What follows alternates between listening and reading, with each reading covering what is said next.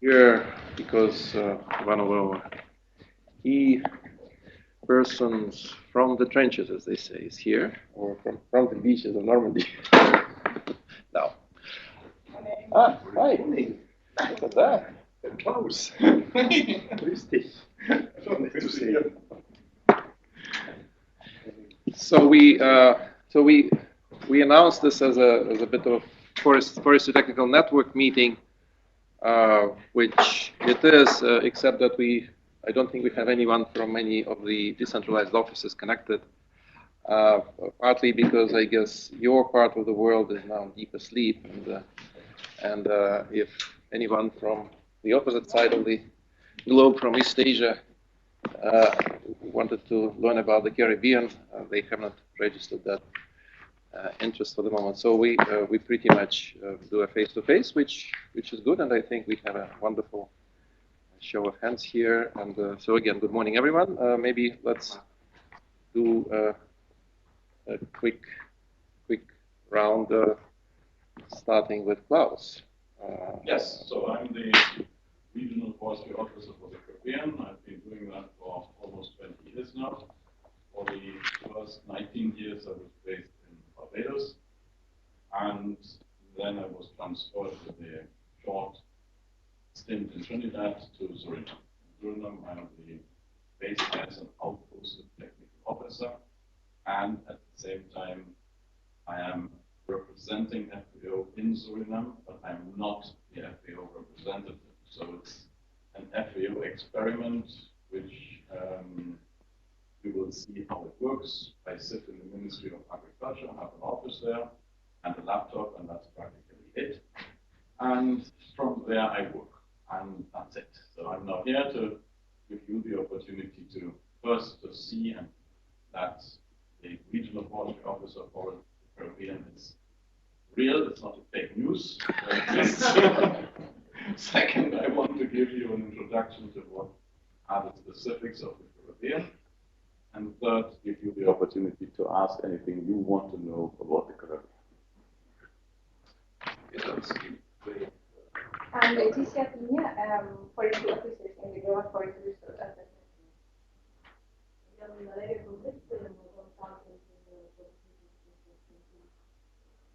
Same consultant and forest.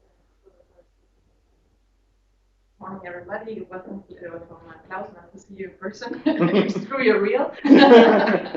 Serena Fortuna, I'm the regional advisor for Red Plus in Latin America and liaison with the headquarters. And also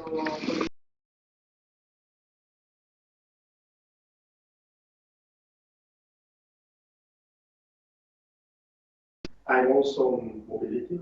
I know I go to transfer to Bangkok. Okay.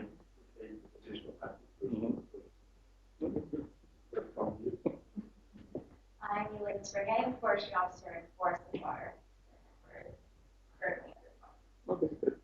good morning. I'm Anita Farms and I'm working as a forestry officer in forest landscape. Okay, good. Good morning. We met yesterday. Doug Macione, Chief of Policy Resources, started in November. So you found this Okay, good. Yeah, I'm Shukri Ahmed. I'm an economist. I think I'm the only economist here of the resilience team for shocks and crises for the agricultural livelihoods. You speak too early. There is another. There's another. There's another economics over there. My name is Dao Zhang, which is med. This is my second week of, actually, start of third week of my role in FAO. I'm the team leader for climate change and resilience. I'm Christian Scaduto, I'm a ghost. I'm not here. Just please speak louder like there was somebody there because we're recording to make it available for the people that couldn't attend. So speak louder like there was somebody. This is the, yeah, this is the one. It covers normally the whole room, but we have to speak a little louder. And I'm Andrei Kushin. I'm Deputy Director in November. Doug here, and covering 4 teams, including water and mountains, including forest governance and economics, forest products and statistics, and FLEG-T. And I'm Eva Müller. I'm the director of the division. So, Klaus, again, welcome from everyone here. You already met, I understand, a lot of people yesterday, and great that you made it here for face-to-face interactions, and we all really value an opportunity to really get our fingers dirty in a sense of really understanding what are the realities on the ground in terms of how we from here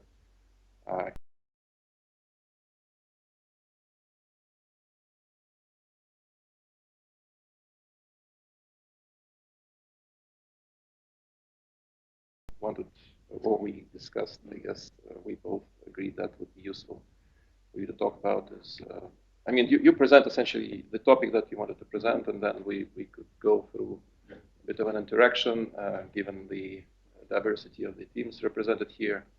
And also, I would want to stress and recognize the importance of having the Deputy Director for the SP5 team here, Shukri. That's obviously his interest in being here shows that we have a good momentum coming up in addressing many of the issues that are central to your sub-region. So, okay. Klaus, go ahead. I have something that I can move the presentation forward.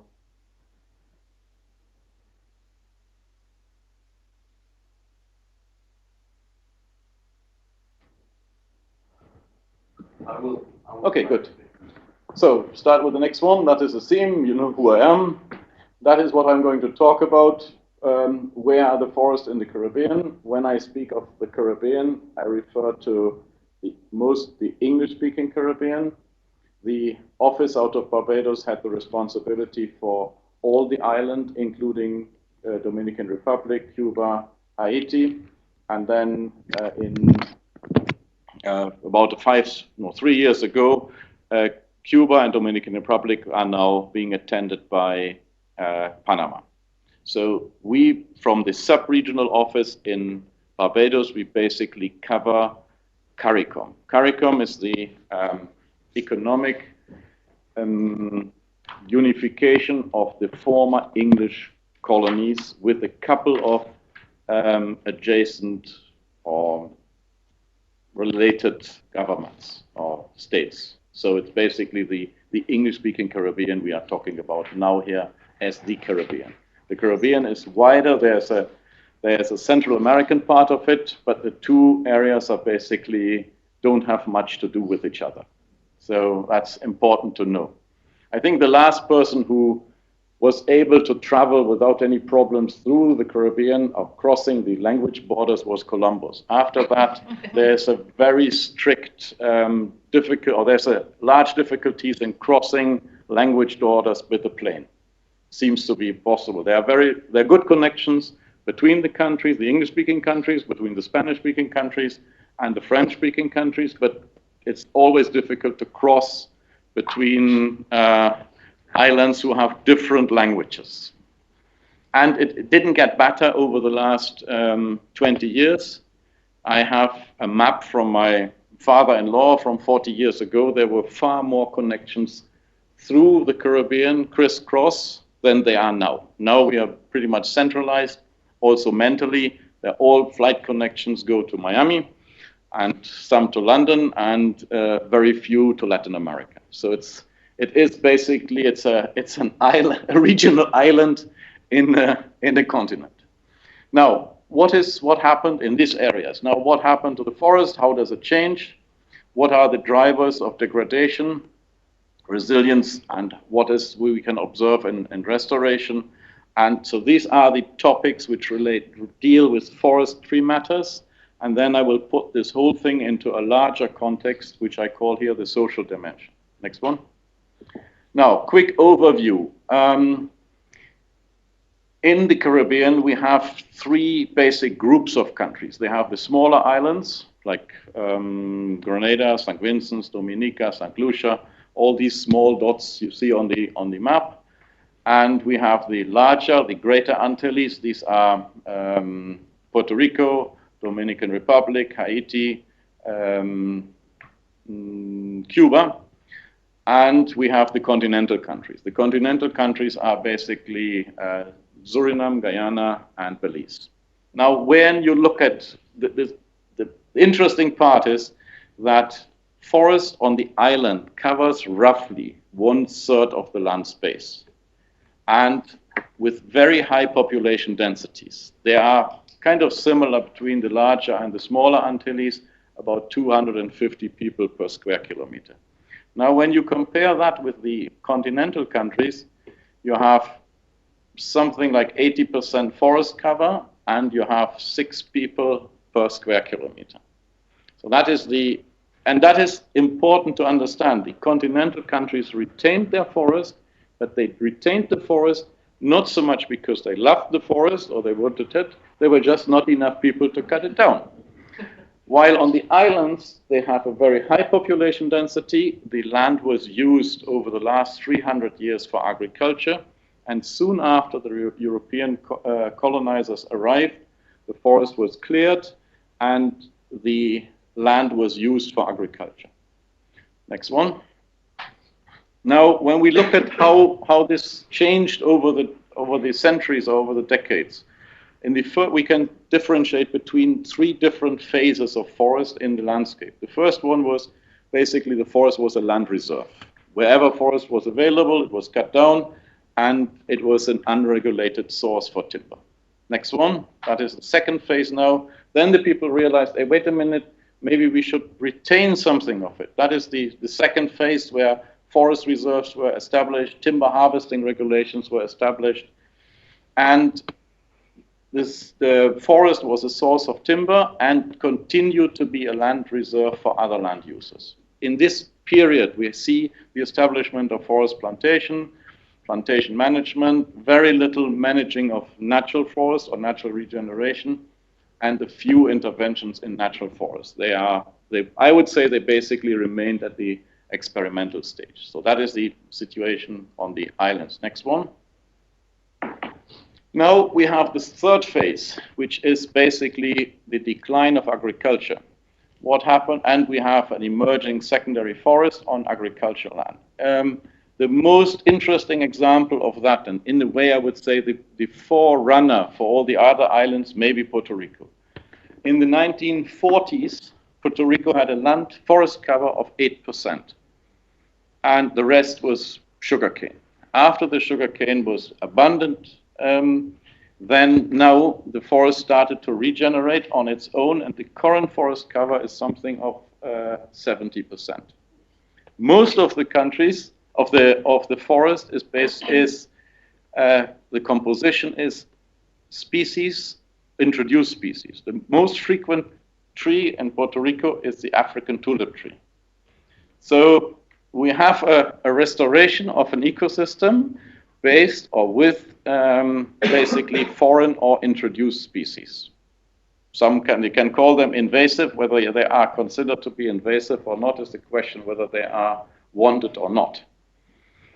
Leucaena, for example, was introduced as a fodder plant, was brought into the islands as the miracle tree. Everybody was very happy. The goats were supposed to eat it, and it was to generate carbon and all the good things. Now it basically regenerates large tracts of the island. It has an important ecological role in covering the watersheds, but it has very little economic value.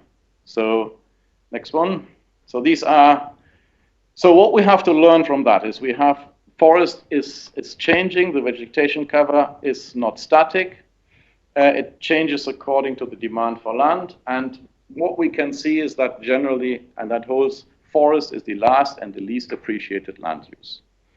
In Barbados, in the 20 years I was there, forest cover rose from probably 2 or 3% to something like now, I would say 20 or 25%. But it is this Leucaena bush.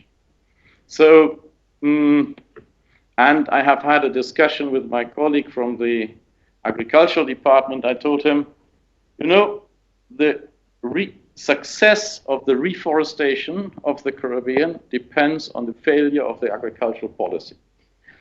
People leave agriculture. Agriculture has a very low potential to generate income, and so the abundant land goes back into forest. Traditionally, the Caribbean islands had two main products. One was sugar, and the other one was banana.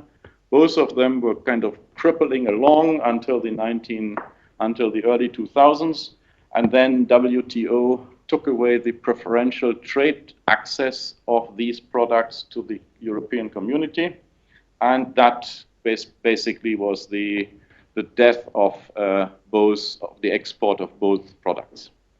Next one. So I want to give you a few examples. Next one. So here you have a picture from Suriname. Lowland forest, which you can see on the left side, was converted into agriculture fields. That is a picture from the coastal area. Next one. This is a picture of the natural succession. You have a leucaena growing on an abundant sugarcane field. This is the early stages. You see the sugarcane still in the middle of it, and the leucaena growing up to a height of about 2 or 3 meters. Next one. If you have more water, and then you see that this forest cover develops into what we would call a complete or established secondary forest. It is, in this case, most of it is an introduced species. It is mixed also with native species. So, and hopefully, under the shadow of these invasive or primary forests, you have now a long-term introduction of the native species, which can actually happen. The risk is, like you see the small picture on the left, this process can be changed and reversed any time. For example, if there is an interest in palm oil, or if, and that is not so much the case for Barbados and for the islands, but residential areas. Every landowner in Barbados goes to bed every night and prays that his piece of agricultural land may be dedicated to become residential, because then he becomes, from a poor man, he will become a millionaire overnight.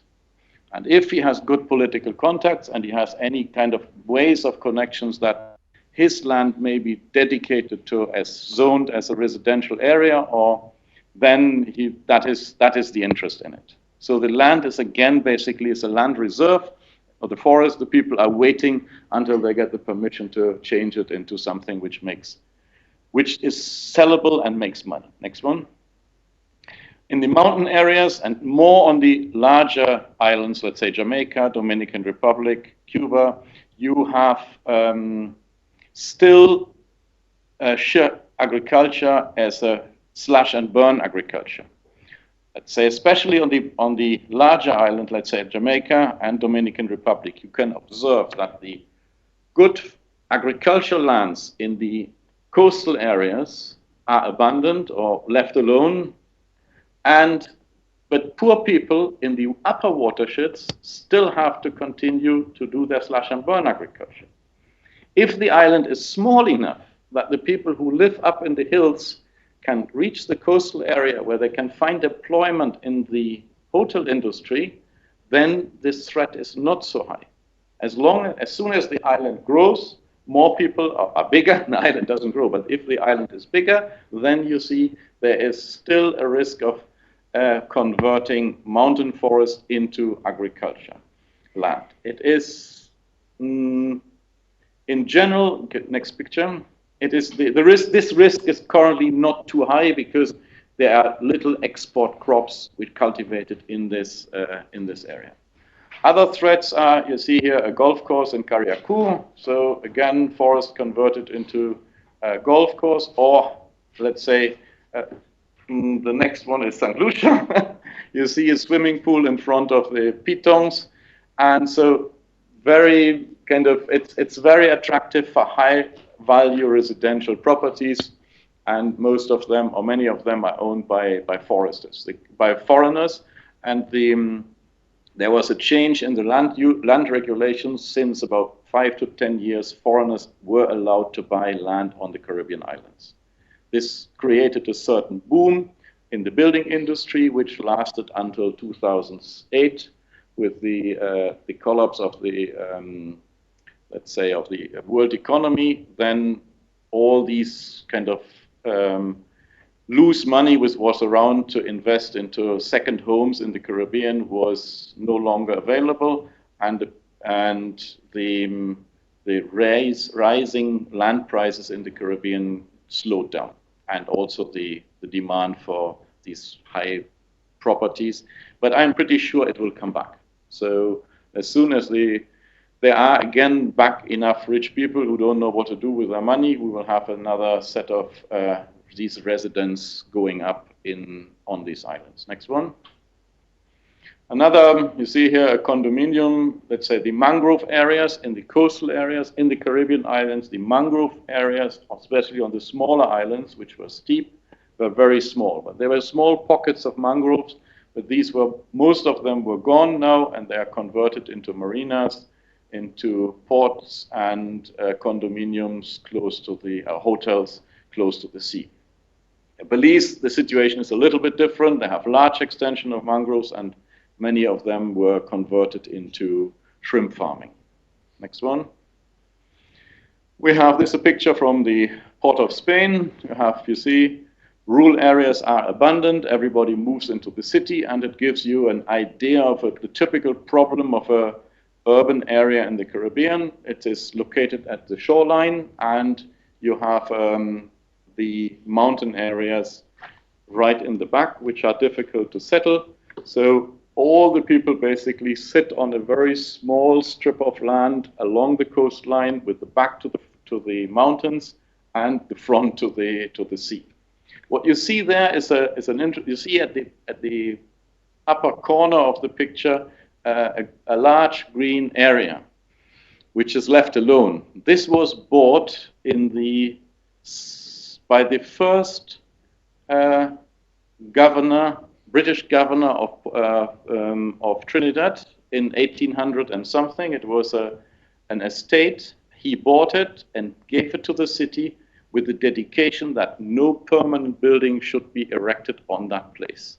So these 75 hectares are still open, and funny enough, it was respected for the last 200 years, and it is now kind of a green lung in the city. So, but it is really the exception. Everything else normally is cast in concrete. Next picture. Logging, let's say as it is pictured here, is not likely to happen neither in Guyana nor in Suriname. What you have there is a selective logging at rates which are rather low. The interventions take about 5 to 10 cubic meters per hectare, so it's very low, although the destruction connected with this logging, it damages far more trees than this 10 hectares. To what extent the best picture to describe that would what you see on the left top. Suriname, Guyana export the majority of their logs as round logs, and that is really a problem. There's very little kind of value-adding industry in these two countries, and the same applies for Belize. Next one. A problem on the islands is unmanaged wildfire. Here you have a picture right after a fire. Next one. And this fire is very often associated with invasive grasses. Here it is lemongrass.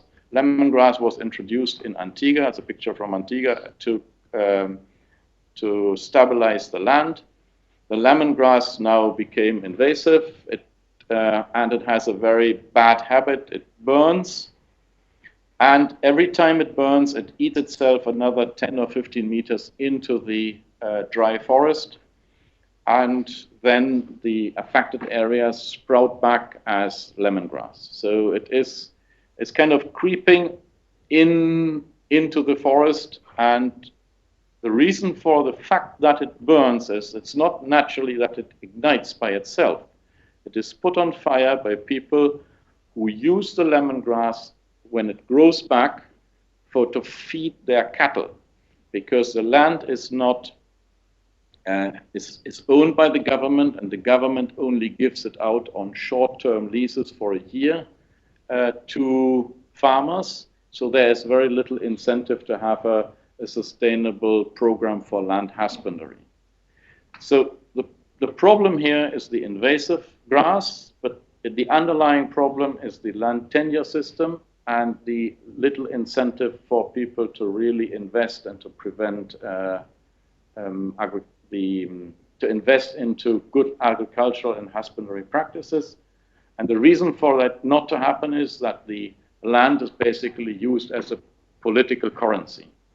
So if somebody wants land from the government, then it is something politicians can give away.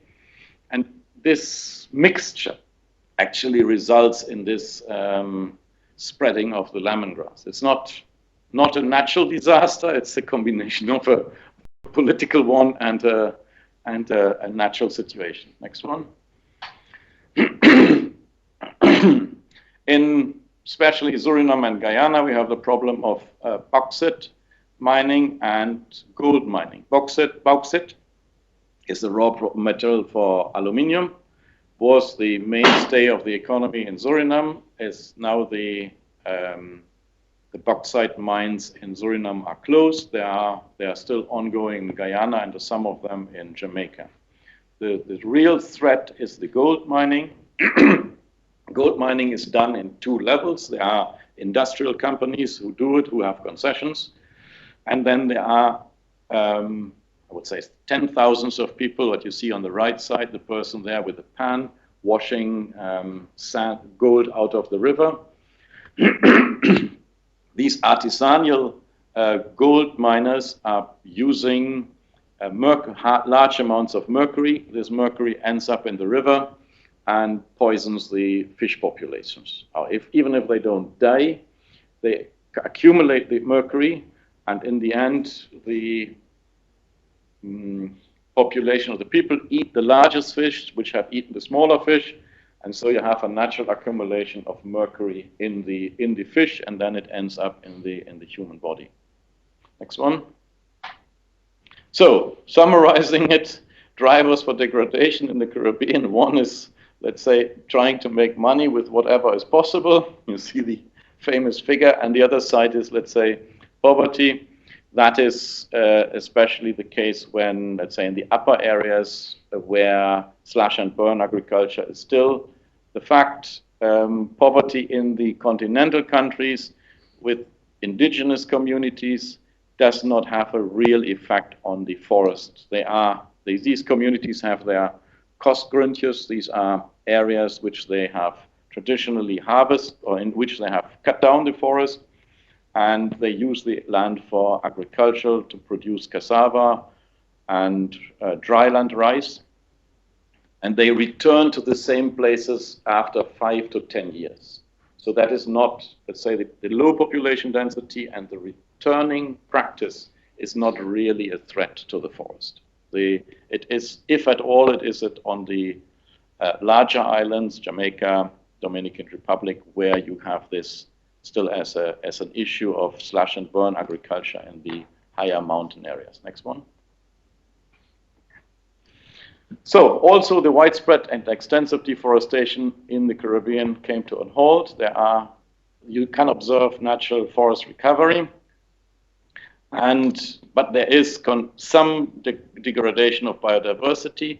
It is mainly in sensitive forest types. So mangroves are highly threatened, and another area which is highly threatened are dry forest systems. The upper areas, the wetter forest is more or less protected, I would say. But the dry forest, which is on the leeward side of the island, were the preferred areas for human settlements. And these are the areas which are basically disappearing. And these are also the areas which are highly susceptible to invasive species and damages to recurrent forest fires. Next one. So what is it, what needs to be done in the urban setting? Basically try to retain every green area which is possible, increase the tree cover in agricultural systems. There is a tradition of having agricultural systems combined with trees. It's called gardening. Invest in forest plantation, because that is instead of having, let's say, a reforestation by default, it is kind of interesting to see that although it is an island with very limited land resources, there is a large amount of idle land available. What needs to be done is an active zoning against forest by default, and the preparation of forest management plans is where do we want to have what type of forest and how should we manage it. Next one. So what are income opportunities from forest? Basically, when I look at the islands, we have the opportunity to use the forest for ecotourism activities. The islands basically live on tourism. It's normally a beach tourism, but the people tend to get bored on the beach after some time, and that is an opportunity to invite them to see some of the forest. The advantage is that the forest is very close, so in a day trip, this can be accommodated, and it gives an opportunity to generate money from ecotourism activities or through tour guiding. Another option is non-timber forest products. It's preparing kind of souvenirs for tourists who are flocking the islands is another opportunity how you can make money. And on the islands still, although it is chainsaw logging, it is artisanal production of timber. It has a long tradition on the island and still has some potential. All of the three above are basically niche developments or niche markets. It is not, let's say, don't expect that hundreds of people can live from it. It's a few families who can make a living in a population of, let's say, 80,000. But it was very interesting to see, for example, we did an analysis on charcoal, and we were surprised on one of the islands in St. Vincent that the total amount of charcoal which was produced, estimated, was something in the magnitude of $300,000 being sold every year. So it is often forgotten, the whole economic aspects of it, and it kind of sails under the radar because many of it happens in the informal sector. It doesn't appear in no statistics, but it still offers livelihood opportunity for people who are living on the islands, and we should not forget that. On the continental countries, there's a real need to improve value added and wood processing. Suriname exports 500,000 cubic meters of roundwood. Most of it goes to China, Southeast Asia, and it is basically, it's a pure, it's a exploitation of resources. And they just go on the ship and that's it, and they disappear, and with very little kind of revenue really remaining in the country. Next one. So these are some recommendations. Make forestry more sustainable, and in brackets, and very important, has to be financially sustainable. Improve the planning system, strengthen monitoring and control and sanction. The key thing is basically implement what is planned. We have a lot of tradition of planning in the Caribbean, but very little of it is actually implemented. Next point is concentrate government involvement on monitoring and facilitation. Many of the forestry departments in the Caribbean are still of the belief that they want to get involved in plantation, in operating a sawmill, and I always kind of pull out my hairs, the remaining one, and I say, look, do you really have the capacity to do that? Well, I remember my first visit to Grenada they introduced me to a forest plantation. I could fine. And what are you doing with the trees who are standing there? We are going to cut them down. So why don't you cut them down? No, because the chainsaw is not working. What's wrong with the chainsaw? Yeah, it is dull. The chain is dull. Okay, good. Sharp mill, you have a file, I can show you how it does. No, we have a voucher with the PS to buy a file. So basically they needed an administrative procedure from the permanent secretary to buy a new file to sharpen the chainsaw. And if you have this instrument, you never get, let's say, economic, financially businesses going.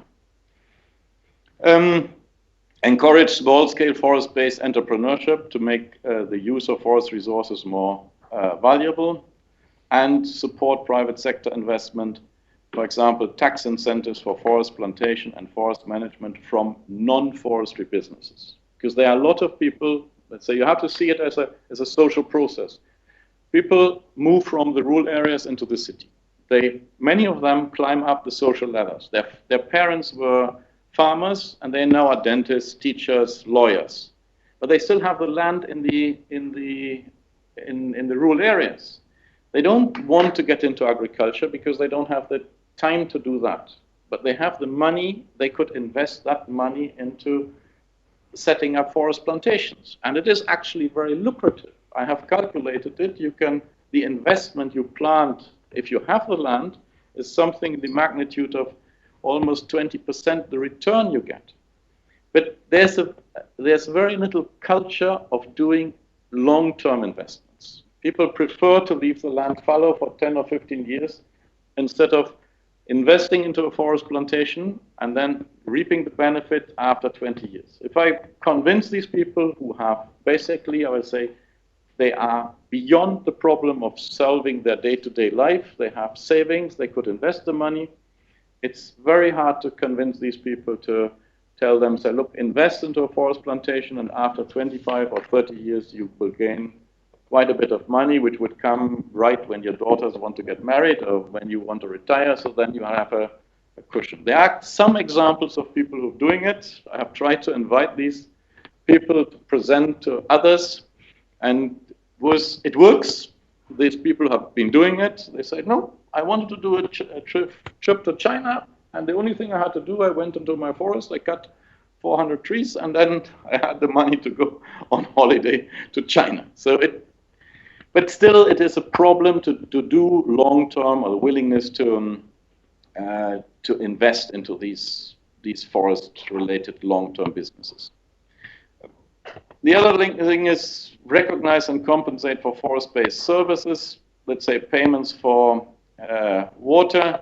In the English-speaking Caribbean, that is very unlikely to happen because the most of the forest belongs to the government, and the water authorities also belong to the government. So basically, it is like putting money from one pocket into the other. It isn't really. It is different on countries like the Dominican Republic, where the forest is largely privately owned. Then you can have an incentive scheme to give money to people to keep the forest. But in the English-speaking Caribbean, where the water authorities as well as the forest is government-owned, it doesn't really make any sense to encourage these payments. Next one. So now we come to we're leaving the forest. We look at the bigger picture. Food security is a big problem in the Caribbean, although there is no incidence, let's say, or very few incidences of kind of hunger or malnutrition. But you see here the total expenditure for food, for importing food, rose over the from 1990 to 2011, from $1 billion to $4.4 billion annually. So 4 times the amount in 10 years, it rose it quadrupled. The export remained basically the same. So it rose from 1 billion to 1.4 billion. 60 to 80% of the food which is consumed on the island is imported. So God forbid if the ships with the food don't reach the islands, after 2 weeks we are going to start to eat each other. And the problem is also the imported food, the people spending the money to import food to eat themselves to death. The obesity rate, especially in the female population, is over 70%. And the result of it is very high medical costs, which are likely to increase over the next 20 years. So we have a little bit of a bizarre situation. We have a large amount of idle land, which was used before in agriculture, It is not used anymore. On the other side, we have the economies or the countries spend huge amounts of money to import food, and the imported food changed the dietary habits of the people so that they are, in very few words, they're getting too fat, and you have high blood pressure and all these non-communicable diseases, which will result, maybe not now, but over the next 10 or 20 years, in very high medical costs. Because before they die, they normally spend a lot of money in the hospitals. Another big problem, so to say, is in general the institutional weaknesses of not only the forest institution, also many other institutions are not functioning anymore. In the 1950s, the Caribbean countries has a very good system of agricultural extension. They had stations where the farmers could go, get seedlings, get plants, where they were taught to certain land husbandry practices. All these agricultural stations basically are not functioning anymore. The same, to a large extent, happens to the forestry departments.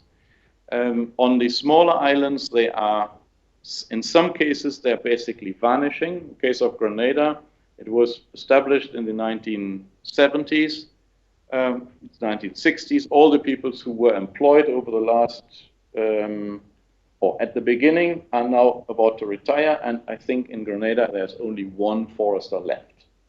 Because of structural adjustment programs, the positions are not filled anymore.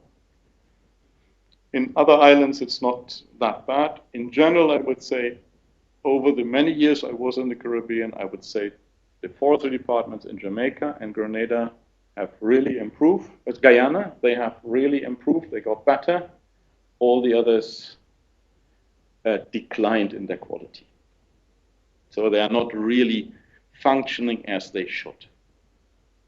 There's a lack of long-term planning, and maybe not so much planning, that is why I wrote it very small, but implementation. There are lots of plans developed, but none of them, or very few, are kind of really stuck to and implemented. Now we come to the last point, is the effect of climate change. It is expected that hurricanes will be more vicious, they will come more frequently, and we have also increased incidence of drought. So the weather extremes are expected to become more extreme, which will result in drought, which will affect agriculture as well as, let's say, human settlements. And this is the same, I guess, basically the same you are now experiencing here in Rome. The wells are running dry, and people are scratching their heads and trying to find out where to get the water from. Sea level rise is being talked about a lot, although there is, let's say, from my point of view, the whole issue of sea level rise and climate change is more used on political platforms in order to, and is seen as an opportunity to get external funding.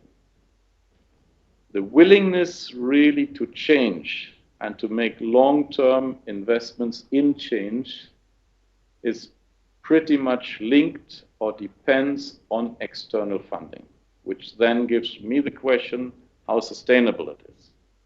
So more needs to be done than just investing huge amount of money. It requires a considerable change in the attitude.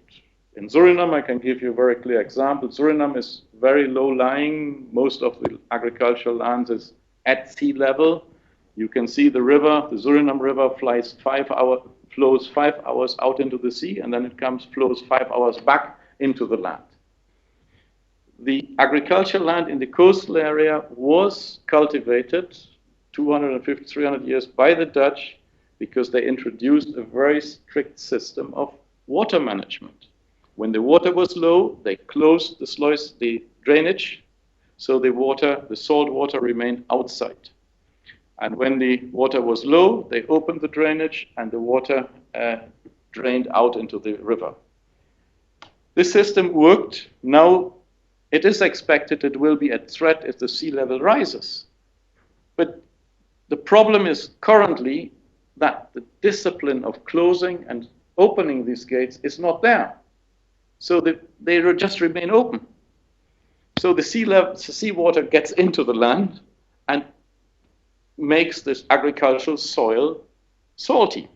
And then the plants die. And the salt water comes from below. So when you plant on the topsoil, the trees, your sweet pepper or agricultural products grow quite well until they reach the salt water level. And then they die. So it's not really a problem of climate change. It's a problem of management.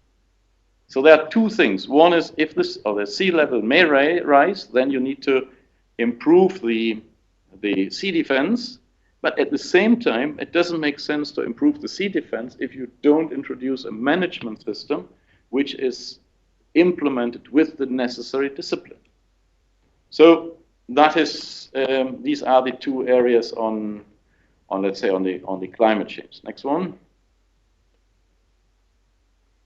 So we have what is it we can look at? We have in my presentation I said we have to do everything to make forest management more profitable. That is basically what is our traditional mandate and what we have been doing for the last 50 or 60 years. Now the other opportunity is to tap into green climate funding, but it really needs support, kind of attitude change towards long-term vision, and it needs to include the strengthening of the governments and the institutions.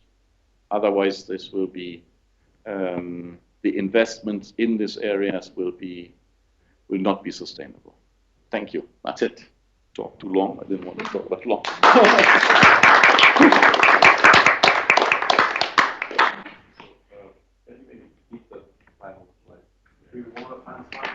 Yeah.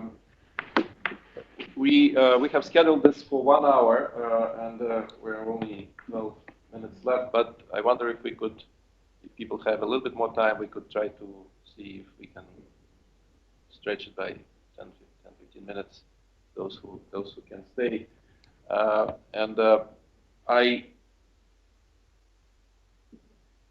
suggest maybe if you could make another small point as to where, I mean, this is what you're saying, there's opportunities. Can you maybe give a picture on how FAO has been so far engaged and where is the engagement now? And this will lead us into maybe a quick initial discussion as to where FAO can be more proactive and more useful and more in demand in terms of what the governments want, what we can deliver, and what could be useful. I mean, in addition to GCF projects. Okay, so what on the islands, I would say, kind of try to open up forest-based livelihood opportunities. Although we know it's a kind of it's a niche market, try to strengthen the linkages between trying to make money out of the forest and then that way trying to protect the forest. So that's one pocket. On the continental countries, I would say especially Suriname, Guyana, to some extent Belize, encourage, let's say, the downstream processing of wood products. So these are two areas, forest related.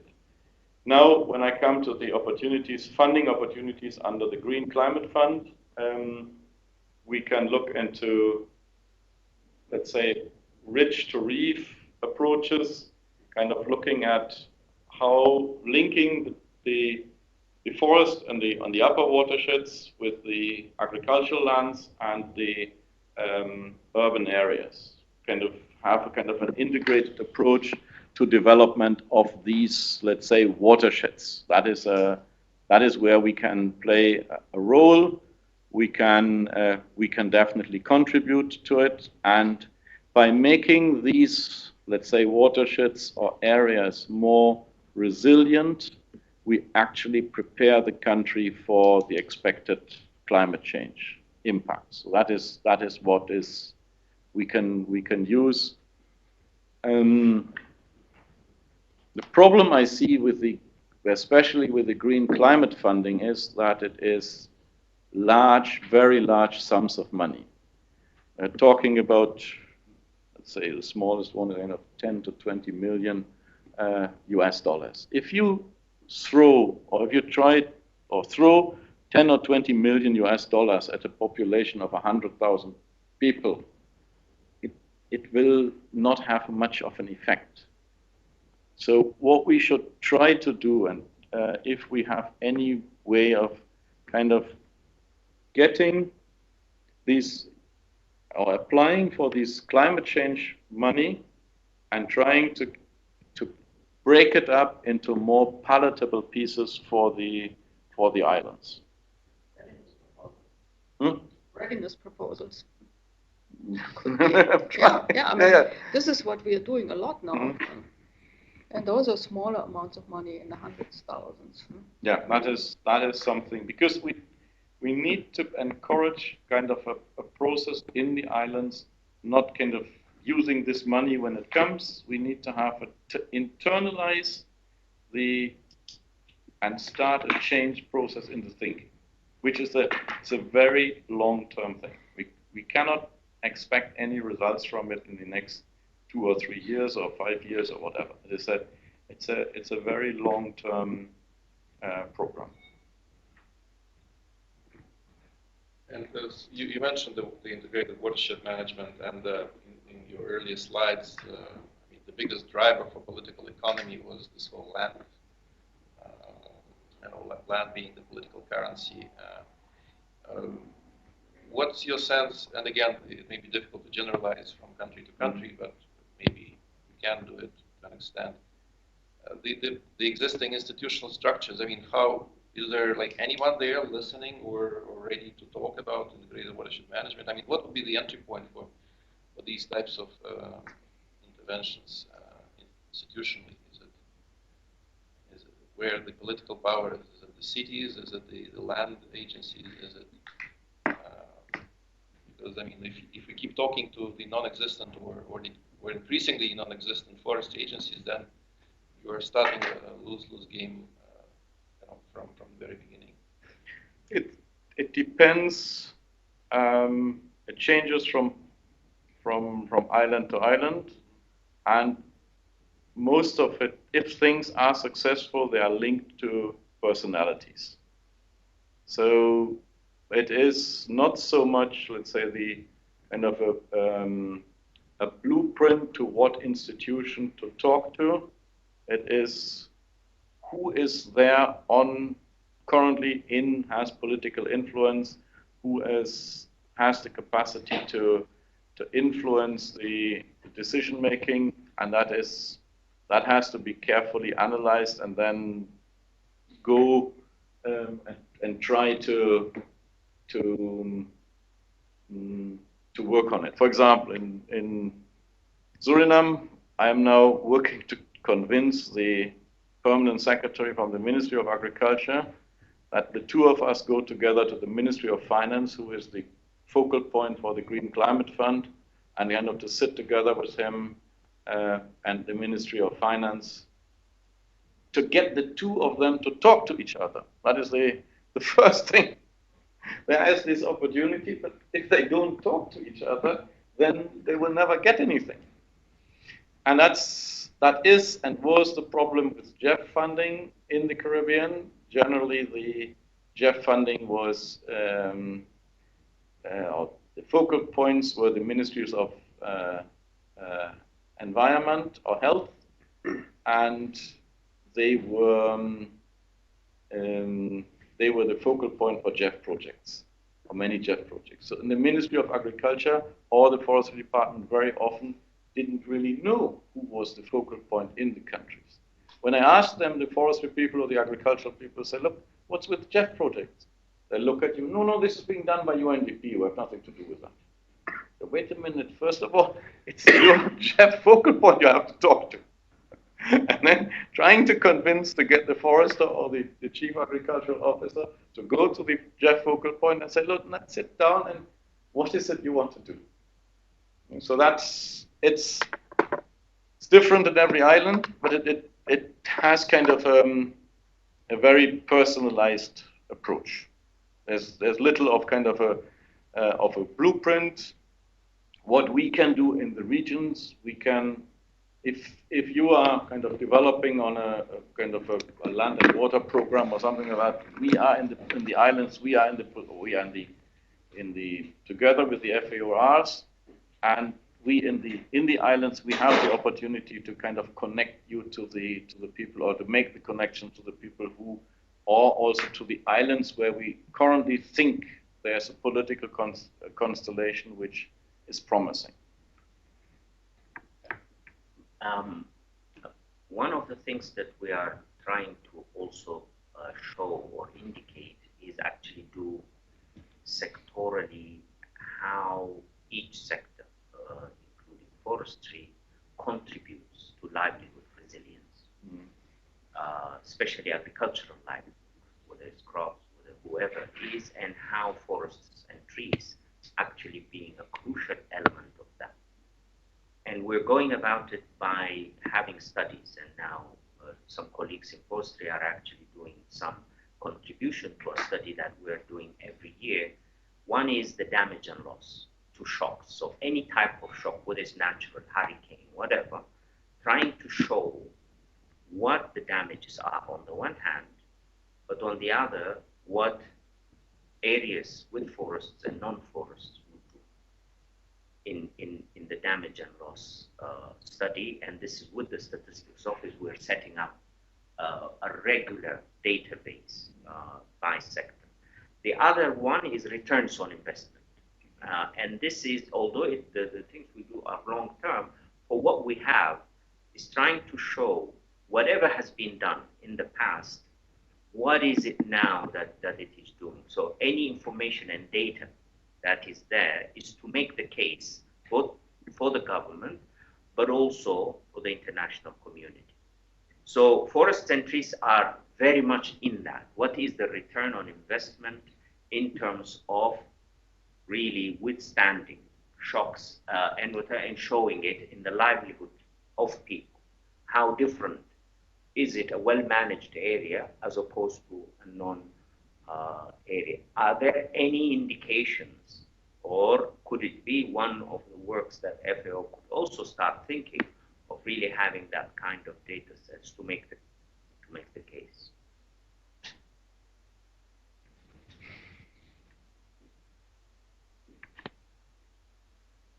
It's kind of a difficult kind of question, because when I look at the kind of defined baselines, very often then you say, what is the, if we don't do anything scenario? Very often we end up in the Caribbean, we are ending up now with a voluntary forest, which has very good values when it comes to the protection of the watershed. It has very little economic value. So because the trees who grow there are not really usable for anything. When you transfer that now into the carbon thinking, your scenario of not doing anything actually creates a forest.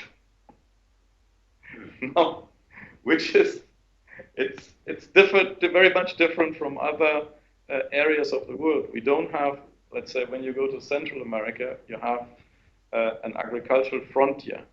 We have increased deforestation and eating up the forest. In the Caribbean, we don't have that. We have a natural regeneration of the forest, which makes, by default, the landscape more resilient.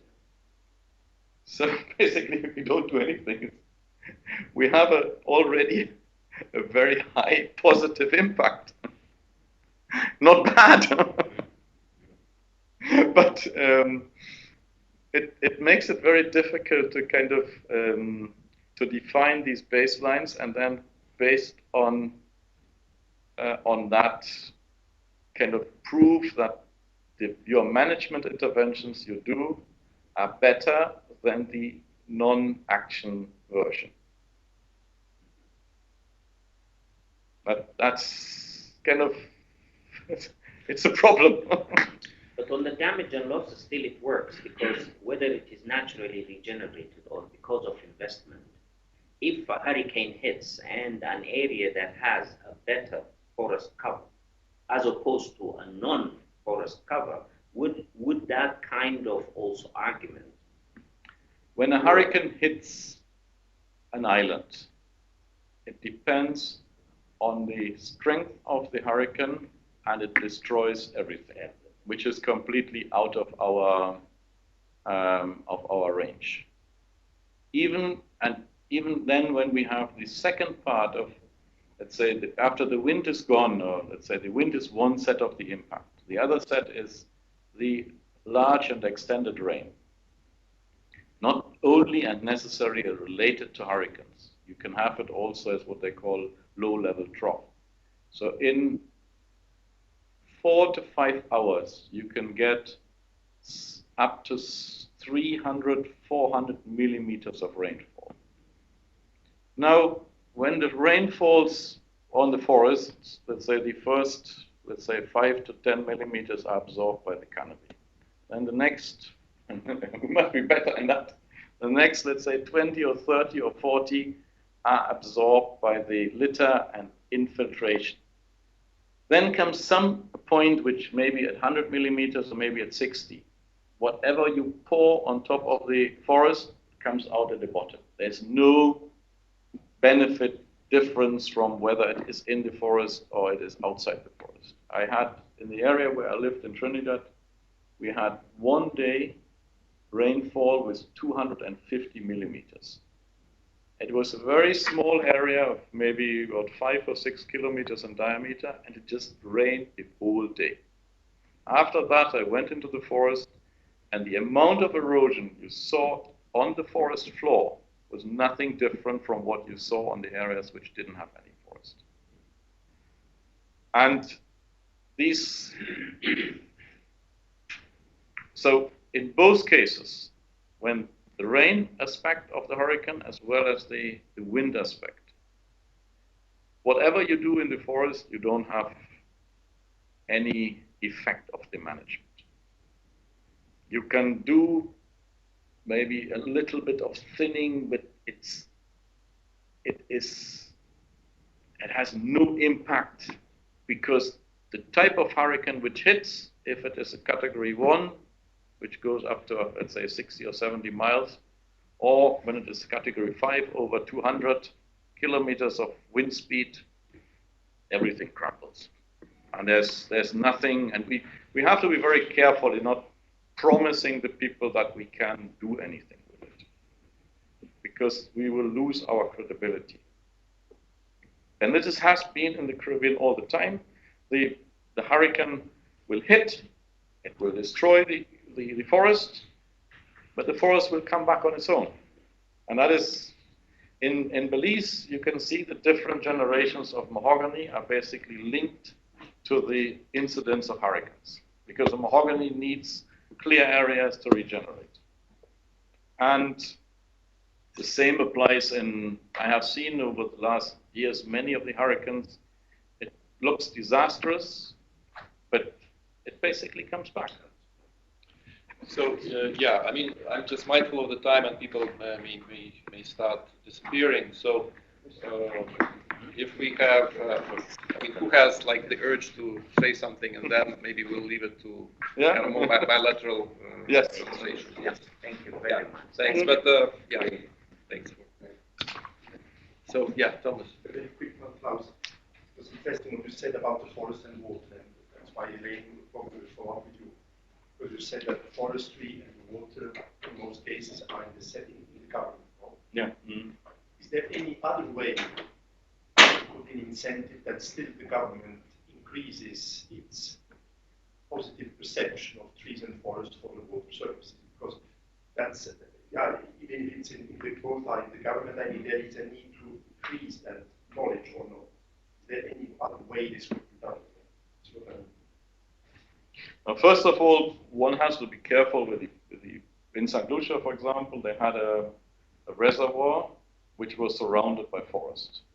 The reservoir was, and it was pretty much, it is pretty much an undisturbed forest, although the reservoir now is completely filled up, which had about 4 or 5 meters of water, is now down to 50 or 60 centimeters. So the benefits of the forest is maybe not as big as we think it is, especially in the cases of high rainfall incidences. So I just said before. Yeah, so it is. We have the positive effect of the reduced erosion in the bracket of, let's say, I'm guessing, kind of between rainfall incidences between 40 millimeters and maybe or between 20 and 60, something like that. There is where the forest cover makes a difference.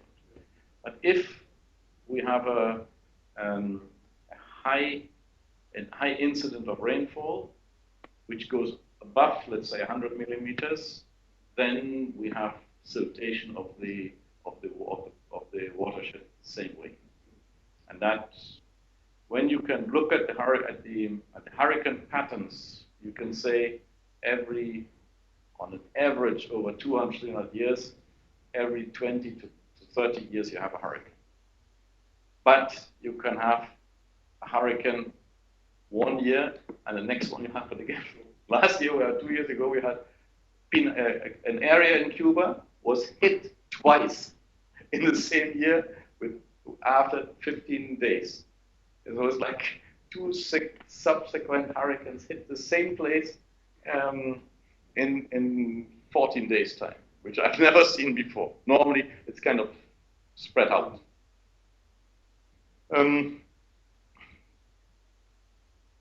Sorry, Klaus, for clarification, when you say forest cover, what is the ground vegetation cover like under these forests? Because generally, when we say forest cover, we're referring to canopy cover. But when it comes to soil erosion, what's most important is often the ground vegetation.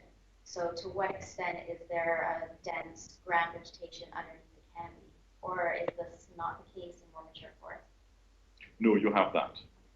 So because let's say the natural forest is, I shouldn't say, it's not a homogeneous canopy like you compare it with the European beech forest, where you have stems or let's say a pine plantation. The exceptions are teak plantations. Teak plantations have exactly that feature, that you have very little understory, and that has to do with the fact that the teak, maybe because it was introduced, has a stronger potential to draw the last drop of water out of the soil, and as a result, all the underbush and the accompanying vegetation kind of dies out, and is the first one which kind of shows severe effects of drought. Then on top, when it becomes even drier, then the teak trees drop their leaves, and then they bury everything. And the next stage is, especially in Trinidad, or only in Trinidad, we have teak plantations, and in Trinidad, you can bet on it, it will burn. Somebody will come and light it. So it burns then, even if it burns early, you're lucky, because then the fire will not be very hot, and it is not going to kill the teak trees. And then, in any case, then after that, at the beginning of the rainy season, you have a teak stand with no leaves, and you have a complete barren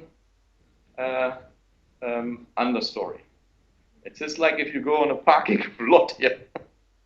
You see the mineral soil, and when you look carefully, you see all these what is kind of testifying stones.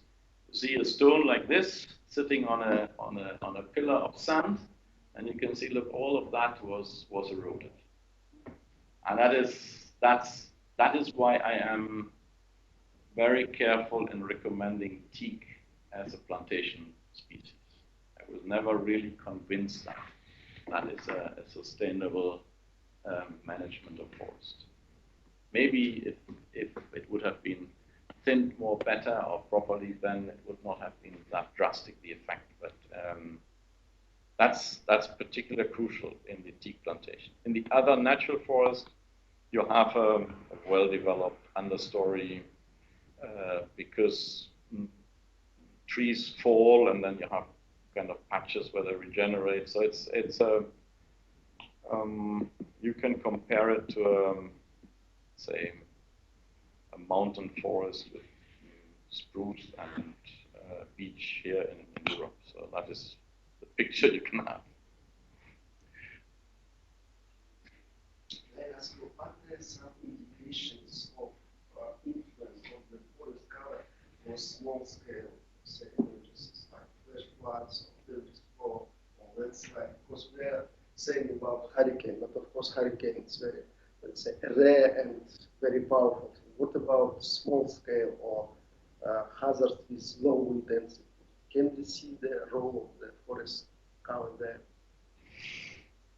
I think, let's say, in the Caribbean, most of the rainfalls are it's very intense. So if it rains, you can very likely and highly get rainfall incidences which are above 20 millimeters up to 40. And that in that bracket, the forest is important because that is where the positive effect of the forest really counts. And there you see the difference. In that bracket, you see which are the most rainfall incidences, let's say, over the year. There you see the benefit of the forest. When it gets more, then the benefit basically disappears. Thanks, Klaus. We went out over our time, which was admittedly short, obviously, so we probably should have planned for more time, but that's what we have. And so whoever still wants to exhaust or continue a dialogue with Klaus, I think the room is still here. And I don't know about what your time is later this afternoon. Maybe we could also have a quick follow-up. But I mean, for now, we essentially need to wrap it up. And I really thank Klaus for the really wonderful intervention and your initiative to be here. And we'll really need to work out what we can then collectively do together to follow up and strengthen our presence in a useful and meaningful way, helping you do what you do, and all of us engage. At least you know I'm real now. Wow, thank you so much. So, when does your schedule finish today? It goes on to this is the afternoon thing. I have between 12 and 13 for lunch, and then I have the last meeting here at 4, which I don't think will go until 5 o'clock. So after that meeting,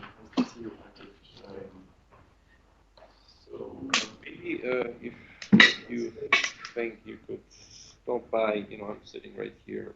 Yeah, you are after what time? Well, I have something at 5, but if you know that you finish early, okay, good. maybe 4:30, 4:40, yeah, just to maybe for 10 minutes. Okay. Yeah, just follow up a little bit. Okay, thanks everyone for. Klaus, danke dir. Ja. Tschüss. Und wann machst du dich auf den Weg? Also am 2. September. Also ich mache Urlaub und dann am 2. September. So you're also from Turkey. So I'm working for but I'm not. Also, mach's gut. Danke dir auch. So 4:40, yeah. Anytime, 4:30, 4:40. Okay, good. Enjoy your talk. I have a couple more questions. Yeah, we can chat a little bit. You said that there is a problem with at least in some of the island countries. And you said